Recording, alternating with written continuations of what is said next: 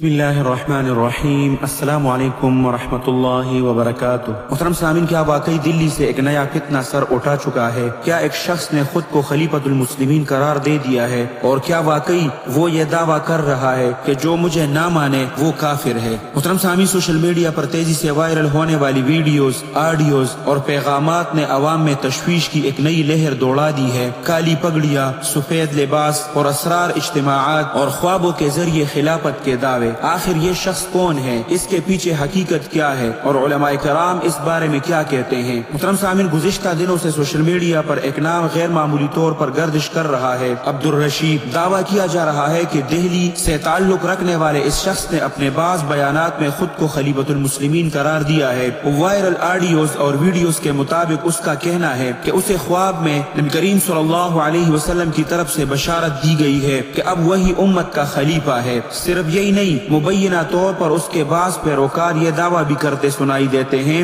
کہ جو اسے نہ مانے وہ کافر ہے۔ ابھی تک ان دعووں کی آزاد اور مستند ذرائع سے مکمل تصدیق سامنے آئی ہے، اس لیے ہر بات کو تحقیق اور احتیاط کے ساتھ آپ لوگوں کے سامنے رکھنا ضروری ہے۔ لیکن حیران کن بات یہ ہے کہ اس کے ماننے والوں کی تعداد سوشل میڈیا کے مطابق تیزی سے بڑھتی دکھائی جا رہی ہے۔ کالی پگڑی ان کی خاص پہچان بتائی جا رہی ہے، جبکہ سفید لباس میں ان کے اجتماعات کے کچھ ویڈیوز بھی زیر گردش ہے۔ بعض اطلاعات کے مطابق عبدالرشید پہلے تبلیغی حلقوں سے وابستہ رہا، تاہم اس حوالے سے بھی بہت سے ساتھیوں نے ہمیں اطلاع دی کہ یہ پہلے تبلیغی جماعت سے وابستہ تھے۔ تاریخ گواہ ہے، جب بھی امت انتشار، کمزوری اور بے یقینی کا شکار ہوئی، تب نئے دعوے دار سامنے آئے، کبھی خوابوں کے نام پر، کبھی روحانی کشف کے نام پر، اور کبھی خلافت اور امارت کے دعووں کے ذریعے عوام کو متاثر کرنے کی کوشش کی گئی۔ علماء کرام ہمیشہ یہ اصول بیان کرتے آئے ہیں کہ اسلام میں کسی شخص کے ایمان یا کفر کا فیصلہ ذاتی دعووں اور خوابوں پر نہیں بلکہ قرآن، سنت اور اجماع امت پر ہوتا ہے۔ محترم سامعین، ایسے حساس معاملات میں جذباتی نعروں کے بجائے تحقیق، علماء حق کی رہنمائی اور احتیاط بے حد ضروری ہے۔ اس لیے اس کے بارے میں بہت سے دارالفتاؤں نے فتویٰ بھی جاری کیا ہے۔ انشاءاللہ ہم کوشش کریں گے کہ وہ فتاویٰ بھی آپ لوگوں کے سامنے رکھ دیں، چونکہ وہ ہندی زبان میں ہے تو اردو میں ٹرانسلیٹ کرنے میں ساتھیوں کو مشکل پیش آ رہی ہے۔